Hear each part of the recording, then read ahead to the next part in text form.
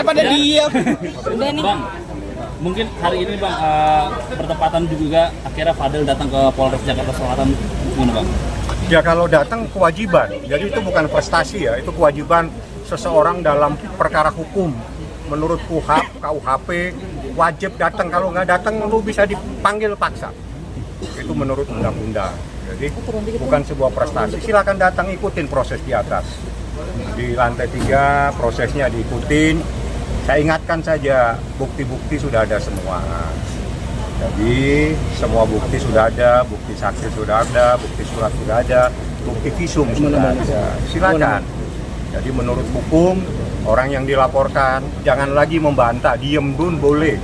Ya, jadi kita dalam proses ini saya serahkan sepenuhnya kepada penyidik. Kami tidak akan menanggapi hal-hal yang di luar proses hukum. Seperti itu. Bang Fahmi kan Kanekis kita tahu suka bikin meme-meme soal Dr. Akbar pertanian. Apakah caranya Bang Fahmi sendiri melindungi klien supaya nggak ada laporan terkait pencemaran baik itu gimana? Apanya? Ada kekhawatiran nggak Kanekis dilaporkan atas pencemaran baik dengan bikin meme segala macam kayak gitu? Nggak ada, saya nggak nanggapin itu lah. Itu haknya nih kita. Yang ditanya itu proses hukumnya seperti apa. Jadi di dalam perkara ini mungkin semuanya biar paham. Kan banyak sekali nih, salah satunya ya ada yang bilang supaya dimediasikan lah, dipertemukan lah, dilakukan apa RJ lah segala macam. Yang jelas itu mustahil semua dilakukan. Tidak ada sebuah kalimat perdamaian, tidak ada kata perdamaian yang akan muncul dalam perkara ini. Yang ada ikutin proses hukum sebagaimana yang diatur di dalam hukum. Ancamannya perkara di 5, ikutin saja prosesnya. Jadi jangan berharap ada sebuah hal di mana nih kita akan memaafkan atau perkara ini terjadi sebuah perdamaian, itu mustahil. Bang Fahmi tadi sempat disinggung soal penelantaran. Pihak Fadel sempat menyinggung soal penelantaran anak. Ada dugaan penelantaran anak Selama 2 tahun. Perkaranya ada di atas, prosesnya di atas, tindak pidana terkait perlindungan terhadap anak, dugaan ada kejahatan terhadap anak di bawah umur, itu saja. Bagaimana mempersiapkan diri terkait dengan laporan ini. Jadi ini laporannya ada di atas. Siapkan diri Anda ke atas. Depan bang. Pihak Niki maksudnya menanggapi hal tersebut seperti apa? Saya nggak akan nanggapin, ngapain kita tanggapin hal-hal yang nggak jelas. Kalau Anda tanyain bagaimana proses iki, bagaimana alat bukti, bagaimana visum, saya jelaskan. Tapi hal-hal yang tidak ada relevansinya, karena proses ini saya ingatkan sekali lagi, dugaan tindak pidana kejahatan terhadap anak di bawah umur. Anaknya Nikita Mirzani, anak yang di bawah umur, belum 18 tahun pada saat kejadian. Ingin tahu masalahnya?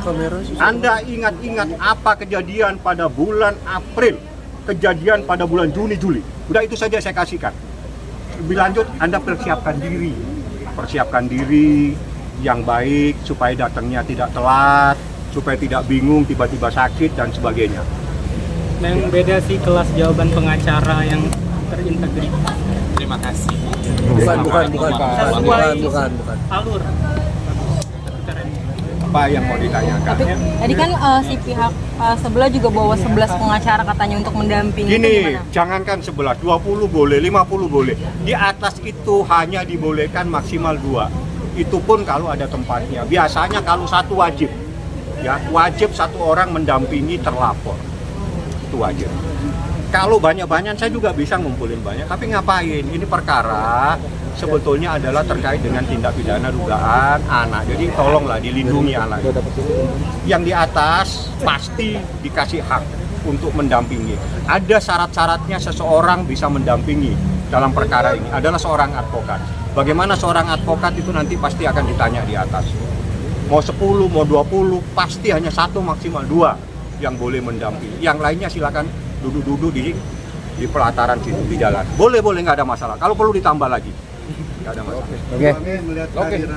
Bang, pesan Niki apa bang? Oh, ini dokter luar biasa. Ini luar biasa. Jadi dia punya peran yang sangat penting dalam proses ini. Saya buka saja. Perannya sangat penting. Pada saat situasi di mana saya akan mengambil sikap, semuanya saya serahkan dia dan Edwin. Dia yang berkomunikasi langsung dengan Laura. Saya, Niki, saya tarik Niki ke dalam, keluar. Mereka berdua yang berkomunikasi di dalam. Silakan dia bisa menceritakan. Dia punya peran penting bagaimana dia bisa dengan tenang membawa Laura sehingga Laura itu ikut untuk dilakukan proses hukum dalam perkara ini. Itulah. Gimana dok?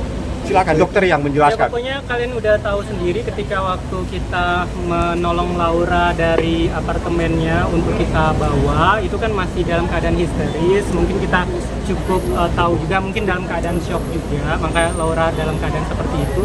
Tapi kalian setelah di tengah perjalanan dengan kami, saya dan Bang Edwin sudah ngomong dari hati ke hati, sudah sangat tenang sekali sehingga dia dapat melakukan visum yang pertama pada saat itu. Itu juga maka dari itu kami dengan Bang Fahmi, dengan Bang Edwin juga gitu, bagaimana ini Laura menjadi lebih tenang karena dia pikirkan pada saat itu dari pihaknya kami akan melakukan ABCD. Itulah saatnya kami untuk menjelaskan ke Laura kalau di sini kami ingin menolong dia seperti itu. Tapi setelah dibawa ke rumah aman itu udah sempat bicara lagi ke Laura atau gimana? Untuk saya belum kayak gitu, tapi sudah dengan Bang Edwin semua.